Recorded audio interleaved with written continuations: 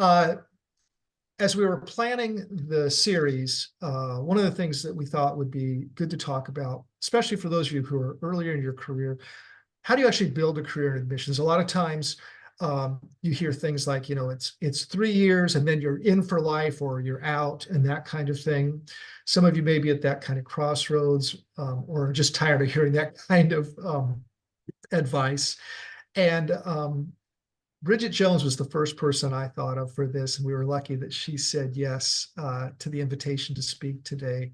I've known Bridget for probably about 12 or 13 years. We first crossed paths when we were both recruiting in rural Illinois. Yep. A long time ago. And I just wanted to run through to kind of show you why we invited Bridget's resume with you. She started out at Lakeview College of Nursing in Illinois. That's where we crossed paths. And then she went back to Roosevelt University, her alma mater. And from there, made the move to San Diego. And there she worked for Alliant University and then was a regional admissions counselor for Colorado State University.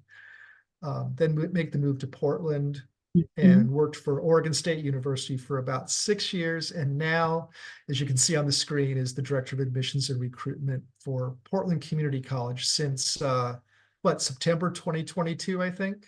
Yeah. And in addition to graduating from Roosevelt, she also has her master's degree in higher education from Capella University and her MBA from Oregon State. And that might be even some of the things she talks about as far as building your career is schooling. So Bridget, it's all yours. Thanks a lot for being with us. And, all right. Well, thank you for having me, Palmer. It's like, I was thinking about thinking a little bit more about the career journey that I've taken. It's like, man, yeah, there's been some, it's been a lot of miles driven and a lot of people met and a lot of relationships that I've been fortunate enough to still maintain. And neither you or I can hold a job, so we just apparently bouncing around. I have a whole slide about that. It's like holding a job in admission. So yeah, hello everyone. My name is Bridget Jones. So before we get started, I may have to mute myself at some point to go into a coughing fit. I don't know if I have allergies or if I'm sick or what's going on. I have been told that you can develop allergies as an adult, which I think is entirely disrespectful. But that might be what's going on with me. So if I do have to pause just to take a drink of water, I do apologize for that. So I'm excited to be sharing with you today and taking you on what I consider a fantastic voyage. If any of you remember that Coolio song from 1994. And on this fantastic voyage, we are I'll share a little bit about myself, but Palmer did cover a lot of that. And just talking about the options that exist within our profession. And then kind of, the options you can pursue if you're considering building a career, how to stay alive in this profession, and, some of the things that come along with going higher, climbing the ladder, and considerations for you to make. I think admissions is an absolutely wonderful profession. And it's something that has so much flexibility and can really be enriching for folks that, are excited about this work. So I'm excited to talk to you about that. So Palmer gave a great introduction of me and my experience in admissions. I tried to draw a little map of all the places that I've worked, but that didn't quite maybe turn out the best. But I was fortunate enough to find this wonderful profession at the ripe old age of 19, when I was looking for an on-campus job at my alma mater, which again was Roosevelt University in Chicago, downtown Chicago. I wanted to be cool and, live an urban lifestyle. I'm from Illinois, but wanted to go to school downtown Chicago, but then realized I needed a job. So I got a job as, surprise, surprise, an admissions tour guide. That is, the running joke, as many of you know, about how folks become admissions counselors and get into admissions. It's kind of like the major that you choose in college. And I remember when I was a tour guide, like kind of being in the office and learning a little bit more about the profession. My admissions counselor and the counselor who still was working in that office when I started working there as well was named Kate Gavin. I thought Kate was the coolest person in the world, like so cool. She was just, like this metropolitan, like working woman, and I thought it was so cool that she got to wear suits to work every day because, back in Chicago, that's what we did. Had quite the shocker when I moved to the West Coast and like no one even owned a suit. It was very strange.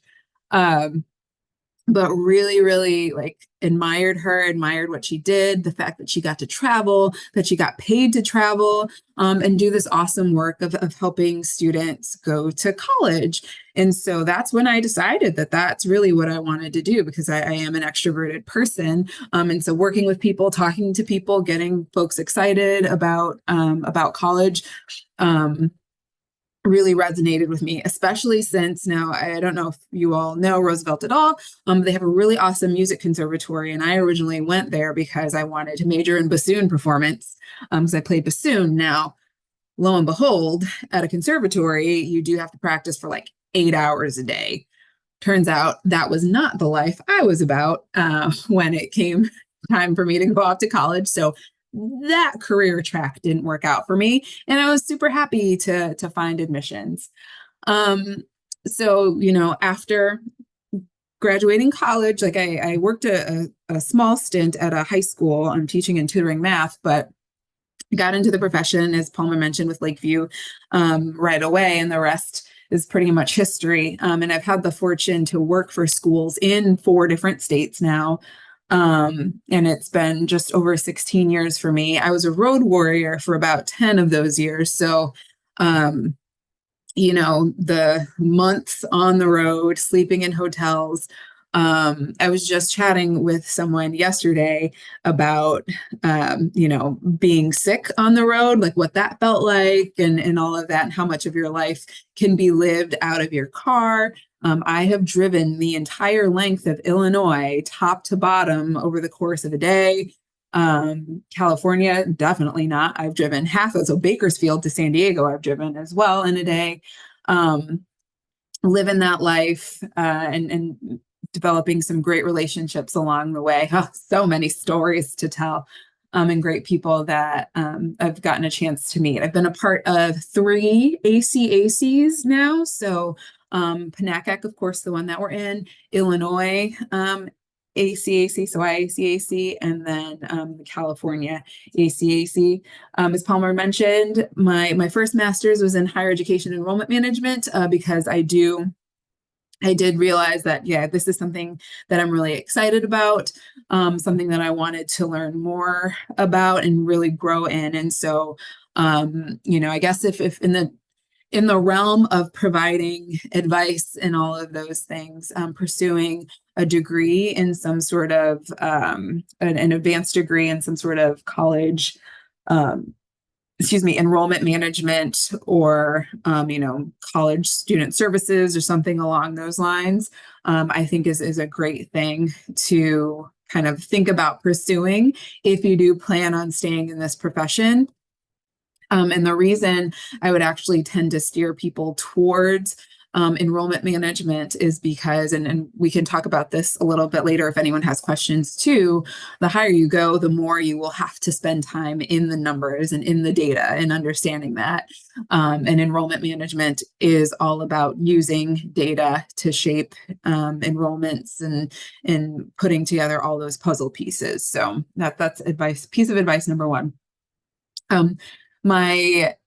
As I continued on in admissions, I also developed an interest in the business side of how colleges were run.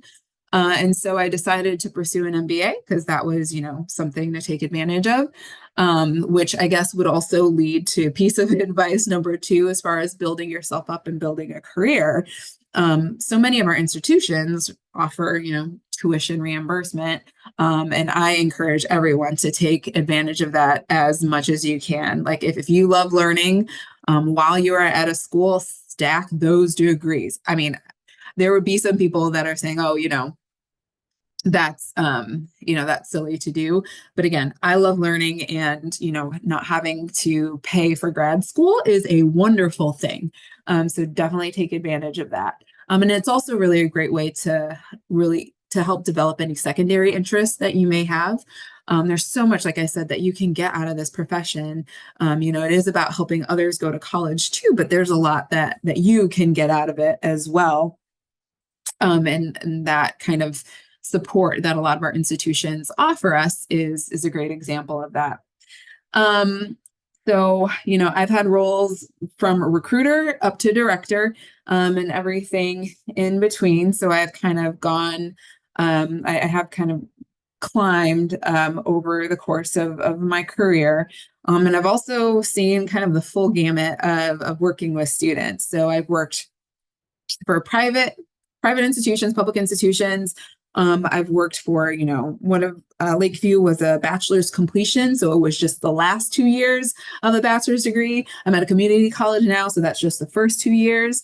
I've worked for graduate school. So I've really gotten a chance to see the student, like the entire student cycle, basically every type of student that there is at a college, I've been able to work with. And, now at a community college, a lot of like career technical students as well. And yeah, there's just so much out there for you to take advantage of, and so many ways that this work can be done. And something that I've discovered about myself through all of this is that I just love students. Working with students is really great. I would say, working with grad students was probably the hardest. So kind of depending on what it is that resonates with you the most when it comes to working in admissions, I think that's important to pay attention to. Graduate positions can sometimes pay more, but like the interactions tend to be really transactional. Not to say nothing against grad students, like grad students are wonderful. But as a grad student myself, I know that the folks that I worked with, it was more like, all right, what transfers over? Like, give me my classes, we're ready to rock and roll. Versus, when we get to work with transfer students or high schoolers, or even adult learners that are coming back. So I have the chance to work with them a lot too. Like getting them excited about it and educating families and students on the process is something that I've discovered is a really solid interest of mine. And we'll talk about, finding your interest a little bit later as well. So let's talk briefly, excuse me, about the menu of options when it comes to this profession. This is by no means an exhaustive list, but it's a kind of a good place to start, and something that I encourage, folks that are looking for ways to stay in the profession, or at least in the field, things that you can consider, because there's so much that is like centered in admissions, but then also admissions adjacent, that I think are roles that are just as important. And oftentimes getting into just even basic admissions counseling is a great sort of gateway into some of these other areas. And one of those areas, might be something like marketing and communications. Every admissions office, puts out those emails and works on communications. And I know I have learned so much being in admissions about marketing and, all the terms and how to increase, your search engine optimization and reviewing your Google Analytics and to like all these things. And the wonderful thing about our profession is that, even in being in that role of admissions counselor or like a recruiter, you do get to do sometimes a little bit of everything here. And so, kind of like what am I on? Third piece of advice, I suppose, as far as building your career is to really think about where your strengths are, and recognizing kind of how to pair that with some of the different options and opportunities that exist. within the field, but then also adjacent to the field. We at PCC, we recently went through a new CRM implementation. And going through that process, I recognize so much the value that exists in admissions professionals who understand both the people side of admissions, but also have a technical brain. So like kind of more that admissions operations piece, like being able to work with technical systems related to admissions. And so, for folks that may have that, like there are spaces and spots for you in this field. So, thinking about the things that might be of interest to you, and recognizing that there is also, outside of the specific role of admissions counselor, so many areas and ways to grow that are, like I said, adjacent to admissions specifically, and oftentimes just as important to our process. It really takes a village to get students through and to help them be successful, which does, require all of these things that are listed here and more. So, if you haven't already kind of honed in on whether or not, you do want to stay kind of in this, like in an admissions counseling track, or not, and just even discovering where your own interests are in the field, know that there are so many places that you can go, that are really important, and also, places or even positions within these specific titles, that include increased leadership. And we'll talk about leadership in a second as well. Okay. So when it comes to building your career, there's kind of two roads that you can take. And I want to spend a little bit of time talking about both of them. Excuse me. The first option for you to consider is staying where you are. So, really kind of investing in the institution that you're currently at, and really seeking to advance through that institution. And, the two roads that exist really do have both, positives and some challenges. And so I did want to take a little bit of time to talk about both of those, because there's definitely no one size fits all, but I think they're just important considerations to make as you consider what might work best for you. So some of the advantages of staying where you are and looking to advance or grow in the field that way is that you do get the opportunity to build institutional knowledge.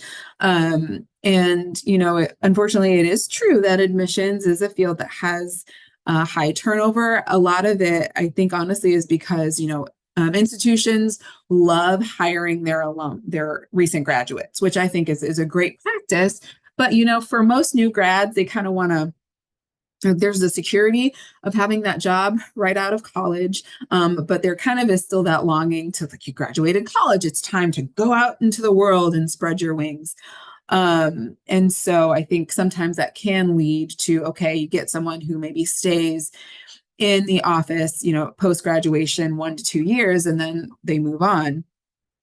And so having folks around who have consistent institutional knowledge about, what's been done, how it's been done, can actually be a really great asset, and is something that can, put you in a position to advance in leadership.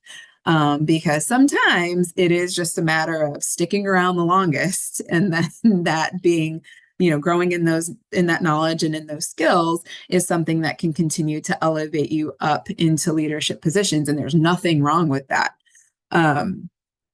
And another strength that I found with staying where you are and choosing to try to advance that way is that it can really make for an easier transition between offices if you do indeed want to maybe like try on a new set of skills or expand your skill set in a particular area. For instance, going from admissions to financial aid, whether it's in a lateral or in a leadership position, so advancing upward or sideways. again, having been at the institution longer, understanding how a lot of those systems and processes work is something that positions you very, very well to, I guess, like, to, even if you don't have the specific technical skill, the institution, the people, the system, learning the technical skill is going to be easy peasy. And so that's definitely one of those advantages. And I also mentioned that sometimes, that only requires that you stick around long enough. I remember when I was a student, there was an admissions counselor who was working in my undergrad office of admission. And then, several years later, when I returned, that person had become the director of admission, and they were the only like staff member in that office that was still there from when I was a student. And, I think that person got the chance to like see how leadership works and like step into some roles as they became open and available. And through that, they were able to step into a director role, and it was wonderful. Some of the challenges, I know I mentioned like the first strength being get to build institutional knowledge.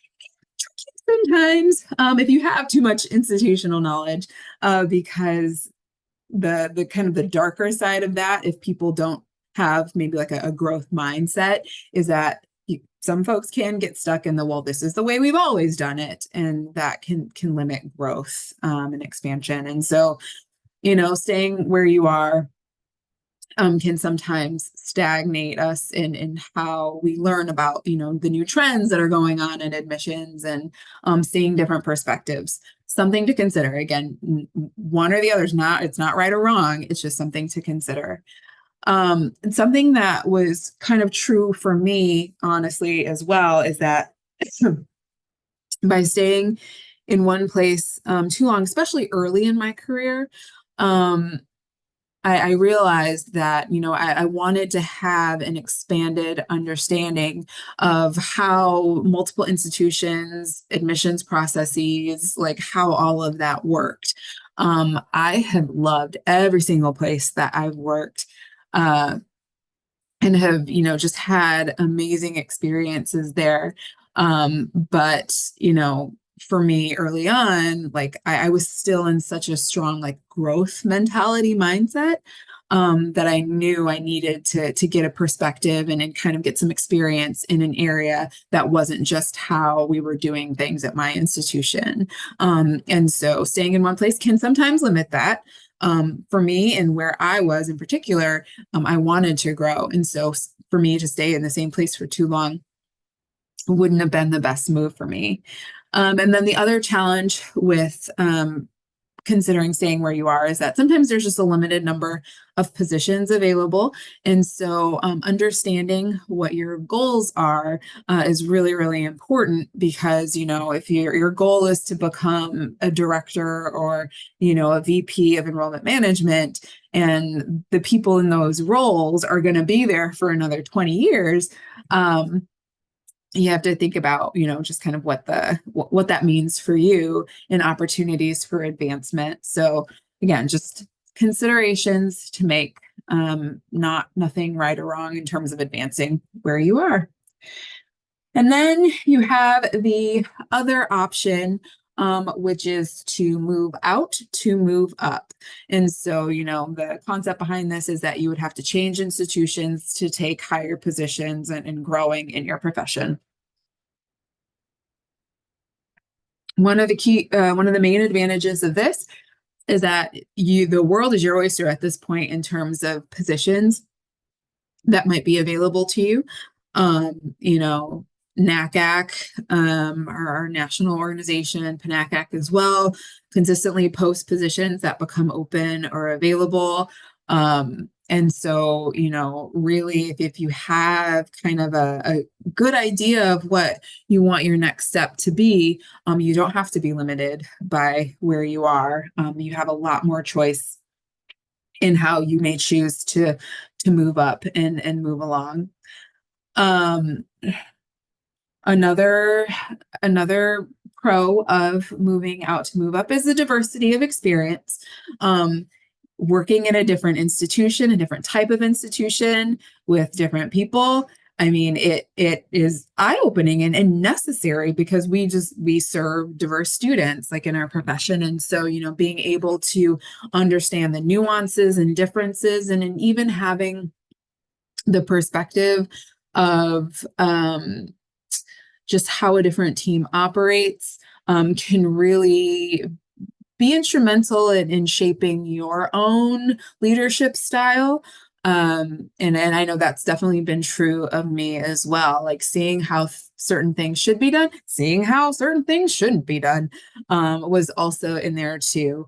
And so like it's seeing the role of like how different cultures, like office cultures or institutional cultures, shape and affect students, shape and affect, me as a professional, really has been instrumental in my own leadership style development. And so that's something that, again, depending on what your goals are, might be something that you consider an advantage. And then the other pro that I list there for consideration is the fact that, by moving out and moving up, you really do have a lot of control over how you advance. I've seen situations where because of a vacancy, someone was kind of forced into a leadership position and they did not want that role. They weren't ready for it. Wasn't a good fit for them, which, no fault of theirs, but, that was just kind of how things fell into place. When you move out, like you have more control over the timing of it and, what kind of steps you're willing to make. Are you like, yeah, you want to try something new, but maybe not necessarily something new with a lot of leadership responsibility. So you can find a lateral move that gives you enough variety, but not too much extra leadership. Or, if you are ready for something, that's kind of like a bigger leadership step, you can control how that happens. Pardon me. Some of the challenges that come with moving around or moving out to move up, I would say that first one there, moving around too often. I have hired a lot of people in my time. And let me tell you, as a hiring manager, you typically don't want to see folks who have, 1 year here, 1 year here, 1 year here, 1 year here, so people who move around every 9 months or a year. And they've worked at 10 different institutions, but have only been in the profession for 6 years. And I think I've seen some shifts in just I don't know if I would call them like cultural shifts around this in the last few years, where folks do have more institutions on their resumes. And while that in and of itself isn't always a bad thing, it is important to consider how your moves are going to be evaluated, particularly when it comes to applying for higher or leadership positions. It costs a lot of money to hire a person. Pardon me. It takes time. And that time costs, HR hours, search committee hours, all of those things. And so when an institution wants to invest in someone, especially if it is for a leadership position, they want to know that they're going to get basically, a good return on that investment. As many of like higher ed is not a field where we are known for being quick to change and make improvements. And so I'm thinking about that too, as far as leadership goes. Like there have been changes that, I've been a part of or have implemented that I don't see the results of for like 2 years after I've implemented that particular change. And so if someone's not sticking around long enough, that really can hurt your resume as far as not seeing certain projects through or being able to, basically show your work as a leader. So when it comes to, moving around, it is important to consider whether or not your resume is looking like you're moving around too often. Another challenge potentially is the risk of chasing titles versus deep leadership development. And, I've seen this before with folks who it's like, if you just look at the titles that they've had, it's like, great, like they have clearly advanced, like this person, has really come up the ranks. But if you kind of look at the dates and the dates that some folks have held those positions, that for me, again, as someone who reviews resumes, that does raise some alarm bells as far as like, so then what type of leader is this person? Again, higher ed being slow to change sometimes, progress being slow to make. It takes time to develop as a leader, to work through problems, problem solve, implement solutions, and then, kind of see those solutions through. And so if you're moving around, not spending enough time with your team, that can be something that, just doesn't look quite good.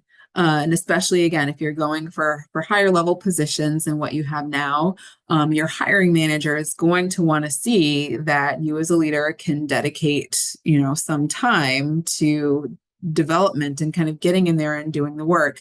Admissions is also cyclical, right? So you spend a whole year learning a job, and if you're gone after that year, going for another position, it's hard to even demonstrate leadership in that area sometimes. And then, the last thing that I've listed there as a challenge is, moving around, changing states. That does come with a life cost that's just worth evaluating. Leaving an institution, you form friendships, you may form community bonds, and leaving states, regions, whatever, can come with a cost. And so that is completely individual, and might be fine for some, but might be a challenge for others. So just something worth considering. But those are the two roads, and whichever one, like depending on, who you are and the goals that you have, that can really determine what road is best for you. I would say even over my career that I've done a little bit of both. Like I have moved up within institutions and I have moved out. And so, finding your cadence, what fits your goals, what fits your vibe, what fits your family life, is totally okay. It doesn't have to be one or the other, but recognizing that each of these comes with both pros and challenges is something that's going to help you make the best decision for you, and for your own career development. Staying alive. So in this section, I just want to talk a little bit about some of the things that I think are really important to not only just stay alive, but to thrive in this profession. I just listed that picture there. That was one of my IACACs, one of my early IACACs, with some friends that I made on the road back in our Illinois days. Palmer, I couldn't find a picture where we were in it together. But like looking back at, those folks that are there, like one is the VP for admissions at a university. I recognize those faces. Yeah. Yeah, we got a VP of admissions in there, an associate director, and then another director at a marketing firm. And so those are very special days. But some things, sort of tips and tricks, I suppose, that I would share with folks along the lines of how to thrive and advance in this profession, is to recognize that if you've only been in the profession for a few years, you're still new. So comport yourself accordingly. There are people in this profession who have been in this profession for decades, deep relationships, and people who you might not even realize know each other or speak to each other. And so, and something else to point out is that like we do watch each other. I remember I was at a conference, and one of our ACAC conferences, and as some of you may know, our ACAC conferences can get a little wild and fun. You know, we work hard all year, and so post May 1, you know, we all want to let our hair down a little bit. But there has been like some folks who took it a little too far and got a little too loose with their behavior. And I heard people talking, and it's like these are the people that can potentially hire you for jobs. And so it's important to recognize that, you know, even in social situations, you know, we still have to comport ourselves in a professional way, especially as you are starting to build your network, which is kind of that next point there, is that, you know, who you like, how you build relationships, the people that you connect with, matters so much. This is a world that is a lot smaller than I think people realize. And as you know, like Palmer and I can both attest to, you know, it's kind of countrywide. It's like, you know, we both met in Illinois. Now we're living on the West Coast. And so you never know how your relationships are going to resurface, how they're going to morph and change. You know, I remember in undergrad forming just like a really great relationship with someone who worked in financial aid at that time. And that person eventually became the VP for enrollment and offered me a job, like sought me out and offered me a job. I remember being at a conference, and I just, you know, sat next to someone and struck up a conversation, and, you know, was super nice and cordial. And that person ended up being taking a job as VP at an institution that I worked for, and I had no idea.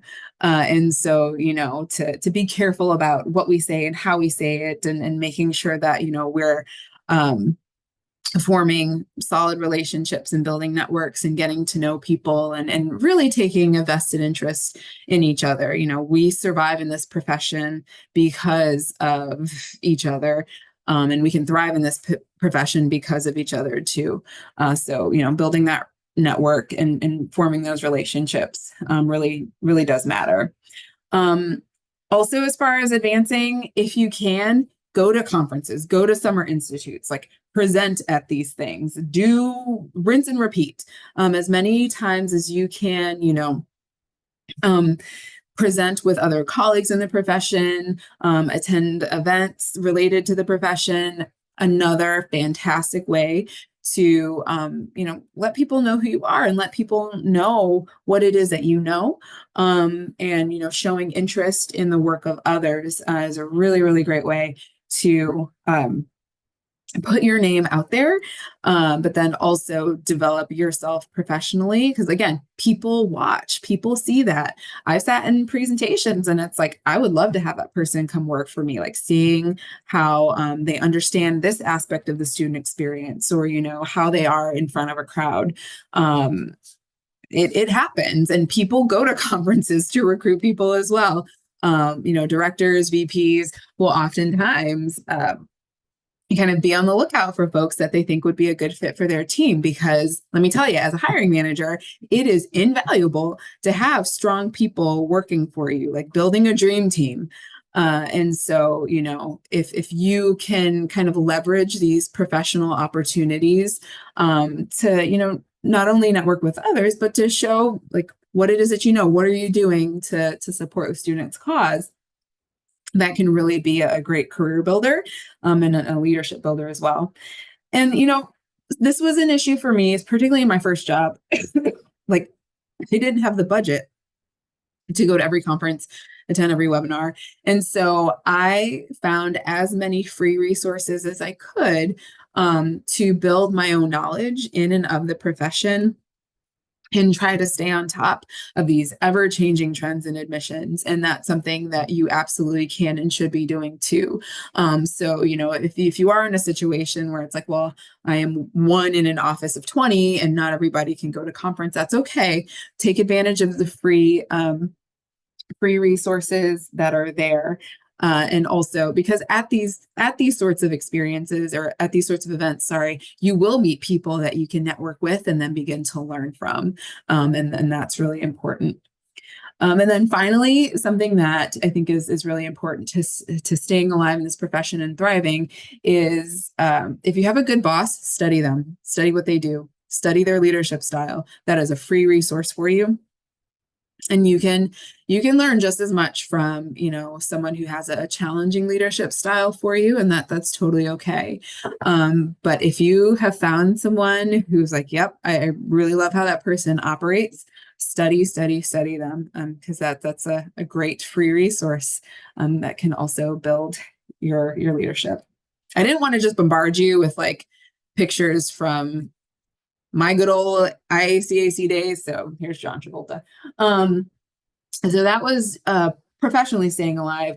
I think another way to kind of keep your career going is to make sure that you pay attention to your personal side too, kind of caring to those needs, finding a circle of friends in leadership, but outside of your profession. This is a piece of advice. I can't remember when I first got it, but it's something that's been really, really helpful to me. Having, you know, mentors and leaders inside the profession is great.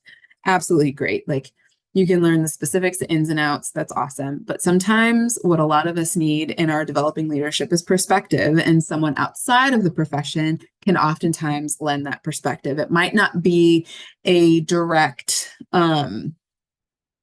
translation of, oh, you understand exactly what it's like to work with students. But if it's someone who knows you, and who can at least provide kind of that bird's eye view what's going on, that's really valuable insight for your growth as a leader and really important.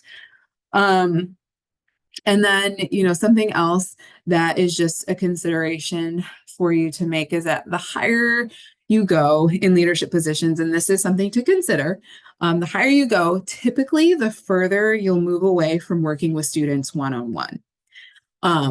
This was not something that I realized, and is something that, you know, as I noticed that it was happening, I had to really be intentional about finding meaningful ways to still connect with students.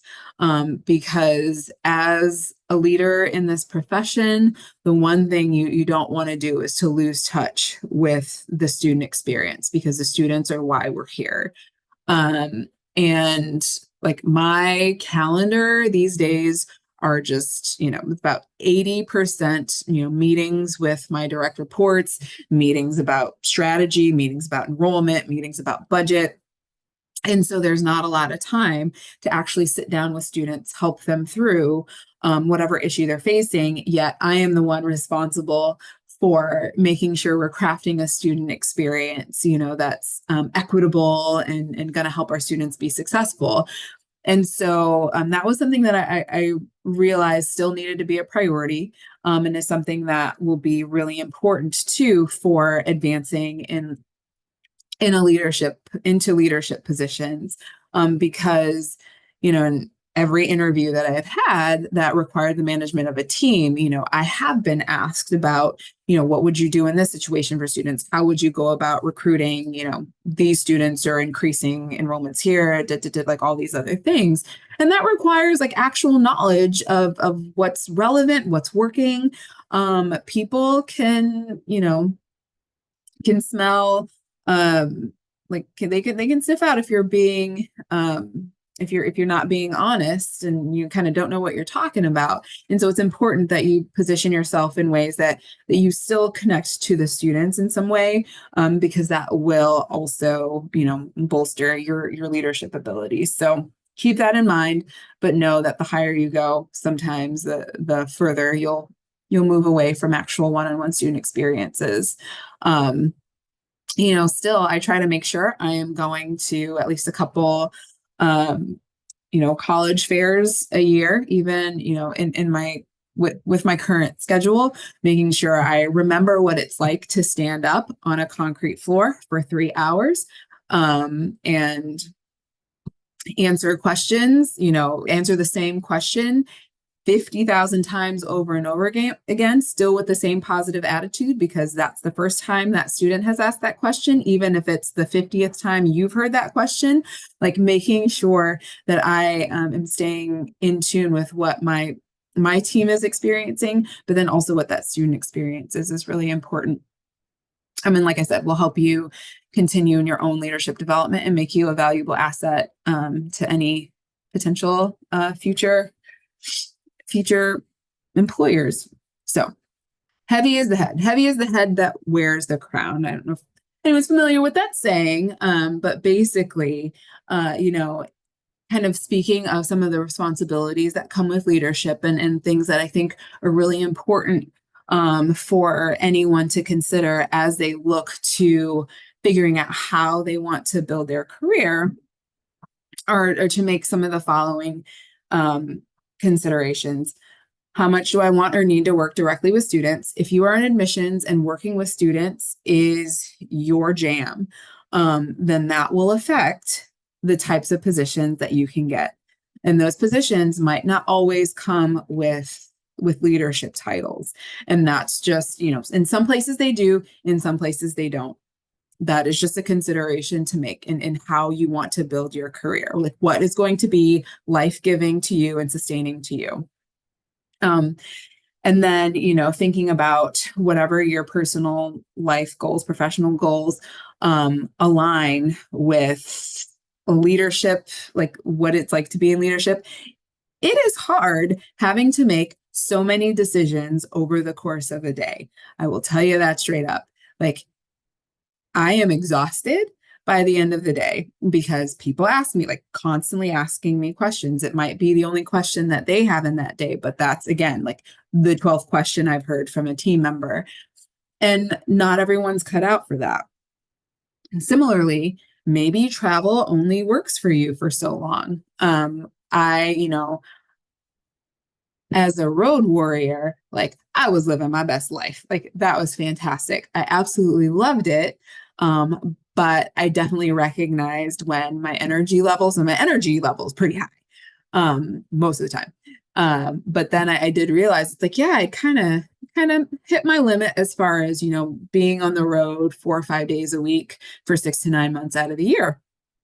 It was like, okay, that was it for me. Sitting in LA traffic for 3 hours and only going 2 miles, maybe, not my jam, after my 3rd year of doing that. So that was a consideration I had to make. I, asked or mentioned earlier that moving around, is that leaving a city, leaving a state, leaving the region? Is that something that you are willing to do for a particular opportunity?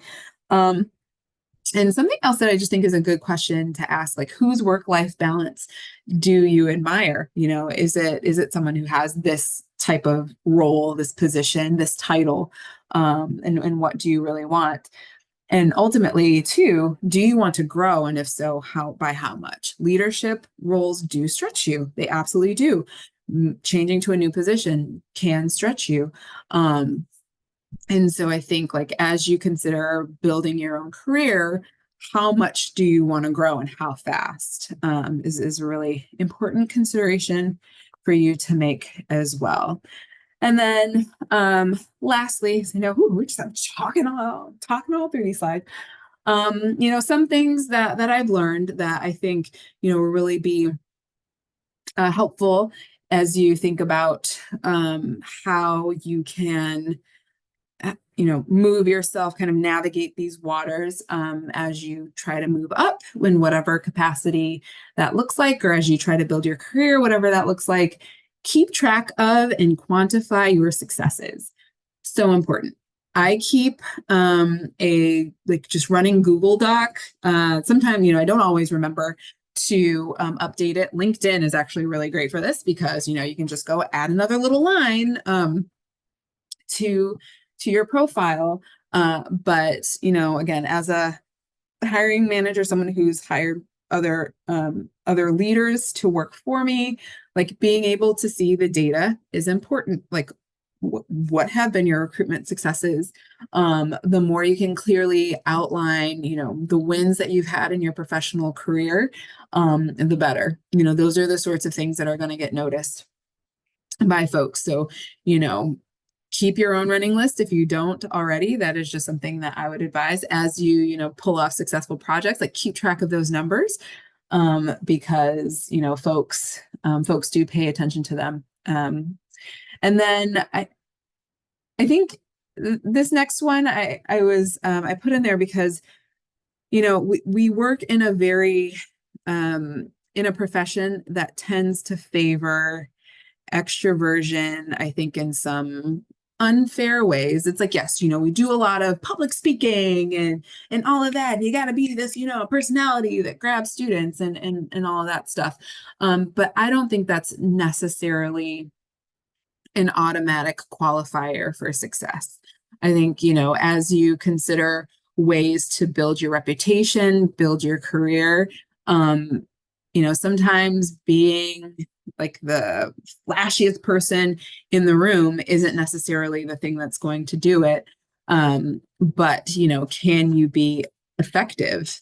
And so that's why I say, you know, spend some time kind of working low key, stealthily in the background, building your success until the time is right, to sort of showcase that to the world. So recognizing you don't always have to be kind of the most enthusiastic, you know, energetic person in a space, but you know, your genuine care for students will shine through if you can, you know, if you have kind of this like, I guess, these results to show for it. So, you know, like I said, presenting at conferences, quantifying your successes, those sorts of things that show that you really are dedicated to the profession and to the students. Something else to consider, I think, in growing in your career, is also growing in your comfort with taking risks. So get comfortable with that, because that's what leaders have to do.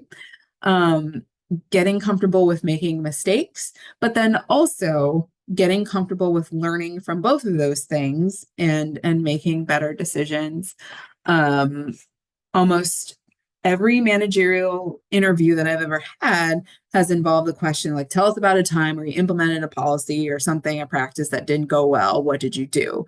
And so, like, being able to see that you are not perfect, but you're willing to try things, and that you can learn from those things. Those are the sorts of traits that hiring managers are going to want to see, because, like, taking risks in this profession is important, but they should be calculated. And the more you learn how to calculate those risks well, the more you'll recognize which risks are worth taking. And that can be very invaluable as you develop as a leader. Okay. And then last two things, find a sponsor, not just a mentor. So a mentor is someone that you can learn from, you know, someone who can give you advice, kind of your wise Yoda there. A sponsor is someone who will go to bat on your behalf, someone who will, like, actively say, it's like, I know so-and-so, they would be great for this. Like, so someone who can speak for you if you are not in the room, to make sure you are being considered or included in different spaces. Very important.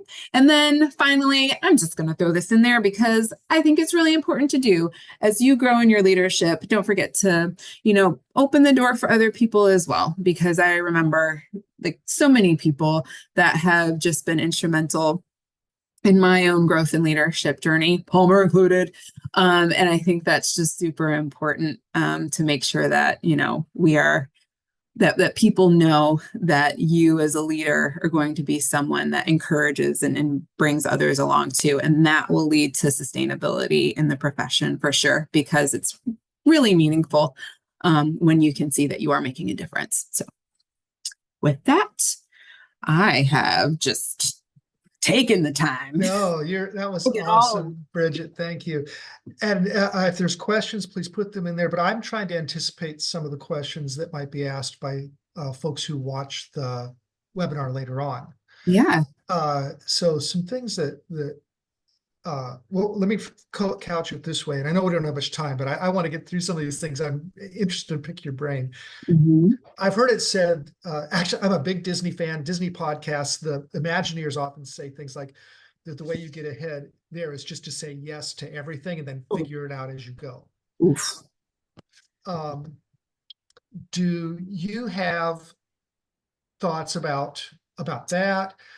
Do you think you have to work extra in order to advance? By extra, you know what I mean, right? Yeah.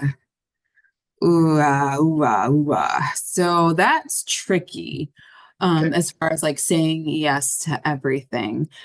Now, I will say, I think you do need to say yes to things for sure. Like being Mhm. the sort of person that is willing to accept a challenge and be like, you know what? Let's give this a try. It's like I might not know how to do this exactly, but I am going to pull people together. I'm going to learn it. I'm going to try.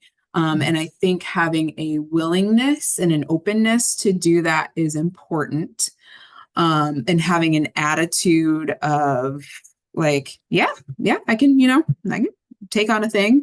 Um, the caution with that, I guess, is that, burnout is real. And I Yeah. think honestly, like as a leader, like the burnout is even more real. And so I think it is a sign of good leadership to learn how to work, smarter while you're still working hard, because you can't just get out of it. So like working smart, but also recognizing how to allocate resources appropriately, like in yourself, like your own internal and external resources. Like I'm not just going to say yes to something because I want to get into, someone else's favor. But I do recognize that if I, want to get noticed or at least like put my stamp on something, that I do actually have to step up and Risk a say little bit. yes a little bit. Yeah, Yeah. yeah. So maybe more than you might be comfortable with, but let's not go wild here, like Okay. within reason. Um, so you and I have moved around a fair amount. Yeah. And I've often been jealous of my colleagues who've been at the same institution for 30 years and so on. Mhm. You might be the wrong person to ask this of, but when it comes to negotiating and navigating advancement opportunities or salary increases without leaving your institution, Mhm. do you have any thoughts, any advice on that? Yes, that's where I 100% will reinforce the quantify your success. Like if you And I was Mhm. just thinking about that a little bit because Yeah. I think that's good, but also just an example personally. About 3, 4 days ago, I sent an email to my supervisors and said, "Hey, I'm emailing you to brag on myself," and Mhm. copied them on, Yeah. sent them an email that I had been going back and forth with a student where I had changed the student's trajectory over the course of about 4 days. Wow. You have to, Yeah. show that, Yeah. brag on yourself a You little. do. You do. It's not in an egotistical way, but No, no, because and that's the thing. Like we're adults. Like no one is necessarily going to be there, saying like, "Oh, good job, honey, you did great." So that's why we do have to do it for ourselves yeah. sometimes. I actually, it's so funny. I just did a lecture on negotiations. I love negotiations. I do some life coaching on the side because it's the era of the side hustle, and so negotiations actually are a big part of that, and like coaching people through that because people are terrified of asking for more money. But if you don't ask, you don't get more money. Closed mouths don't get fed. But in negotiations, we talk about the BATNA, so the best alternative to a negotiated agreement. So that's your bottom line, like basically your walking away point, right? And so if you are navigating, staying in a place, and you're quantifying your success, you're throwing the data out there, at some point you have to do a personal assessment to decide whether or not you've hit your bottom line of I have done everything I can do to highlight how awesome of an asset I am, like what I'm worth, that $5,000 raise, whatever it is. At some point you have to decide whether or not then that is the place for you because you haven't been able to navigate your way up, um up the ranks as you want to. But I think for some folks, you know, you do have to do your research and understanding how your institutional salary structure works. Like, can you actually negotiate? Because if you're union represented, sometimes it doesn't matter how much extra you do. Your salary is solely based on a contract that is negotiated annually, or whatever the terms are. But if you are in a position where, a title change can be negotiated, or, just a couple extra $1,000 here, or, whatever the performance review schedule is, absolutely. But it's got to come with time and data. So. I loved what you said about presenting. A comment I would make is make sure you present well. Yes. Oh, because please. I've also sometimes gone to sessions where they kind of phoned this in. Yeah. And you wonder. And similarly, I would say volunteering to serve on committees and on organization boards to help with different things. One of the great things about that is you're able to demonstrate, for better or worse, but you're able to demonstrate to your colleagues elsewhere that you're reliable, that you do quality work over a stretch of time, not just for 1 hour on a Friday afternoon. So, cool. And then the last question that I had, I don't know if Ray or Aaron, you want to toss anything in? I don't see any other questions here. Is I loved what you said about a sponsor. I've tried to be that at times. How do you know that you have a sponsor, or how do you find one? Because it doesn't seem like something you can actually maybe seek. It just is more organic. Am I wrong? I think it can be both, and I think it depends on the person. I tend towards that coming out of a more natural relationship with folks, that can usually start off as mentorship. It's like, hey, are you willing to meet once a month or once a quarter to just kind of talk about like the profession, and then asking specific questions, around like, well, what can I do? How can I improve? And then like when it seems like the relationship is in a good place, like asking that person, it's like, hey, if you hear of any opportunities, like, can you mention my name? Like, can you let me know what's going on? Because I really want to get to this point. And I think through that relationship, whether it starts off as a mentor-mentee relationship, or if it's just someone that professionally you just admire, like kind of having that warm-up period so they can understand who you are, so that they even want to advocate on your behalf. Because you can't just go to someone and say, hey, can you put in a good word for me out on the circuit? Like, I think, having that sort of build up, and to the point where someone also recognizes your worth and wants to see you succeed. Like, I tend to think that should come from an intentional relationship that you build over time, and then they can become a sponsor that will advocate on your behalf in the circles that they're in.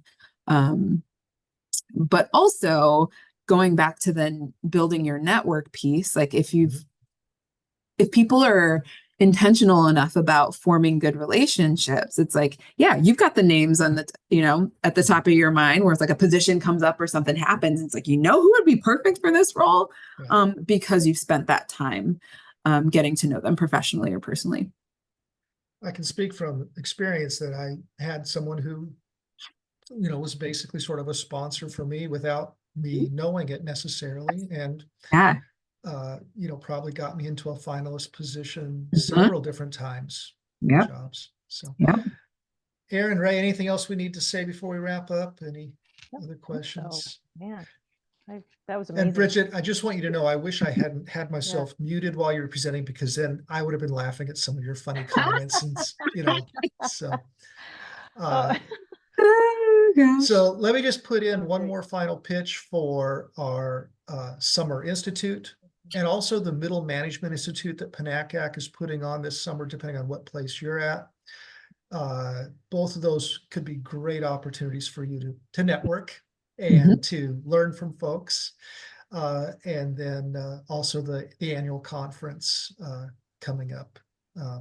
But thanks for wrapping our Intro to Admissions Counseling webinar series up like this, Bridget. This has been great. Absolutely. Yeah. Thanks for having me. Great Thank topic for the you. wrap up.